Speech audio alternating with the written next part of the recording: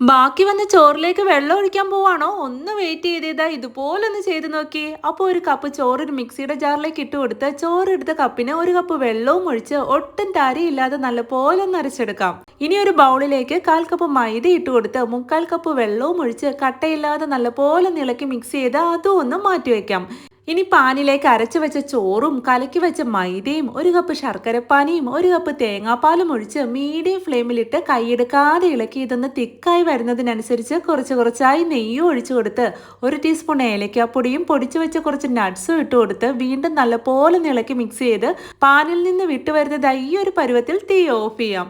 ഇനി സെറ്റ് ചെയ്യേണ്ട പാത്രത്തിലേക്ക് 1 ടേബിൾ സ്പൂൺ നെയ്യ് ഒഴിച്ചു കൊടുത്ത് പാത്രത്തിന്റെ എല്ലാ ഭാഗത്തേക്ക് ഈ നെയ്യ് ഒന്ന് ബ്രഷ് ചെയ്തെടുത്ത് കുറച്ച് നട്ട്സും ഇട്ട് കൊടുത്ത് മുകളിലായി നമ്മൾ കുക്ക് ചെയ്ത് വെച്ച ചോറും ശർക്കരയും മിക്സും ഇട്ട് ഈ പാത്രത്തിന്റെ ഷേപ്പിലേക്ക് ഇതൊന്ന് ലെവൽ ചെയ്തെടുത്ത് വലിയ ചൂടൊക്കെ നാറിയതിന് ശേഷം ഒരു പ്ലേറ്റിലേക്ക് ഇതുപോലെ മറിച്ചിട്ട് കൊടുത്ത് ഇഷ്ടാനുസരണം മുറിച്ച് കഴിച്ചാൽ വായിലിട്ടാൽ അലിഞ്ഞു പോകുന്ന ചോറ് ഹൽവ റെഡി. അപ്പോൾ എങ്ങനെ ഒന്ന് ട്രൈ ചെയ്ത് നോക്കുകയല്ലേ. അപ്പോൾ ഇതേപോലെയുള്ള ഈസി ആൻഡ് ടേസ്റ്റി റെസിപ്പീസിന് പേജ് ഒന്ന് ഫോളോ ചെയ്യാനും ലൈക്ക് ചെയ്യാനും മറക്കല്ലേ. അപ്പോൾ ഓക്കെ, ബൈ.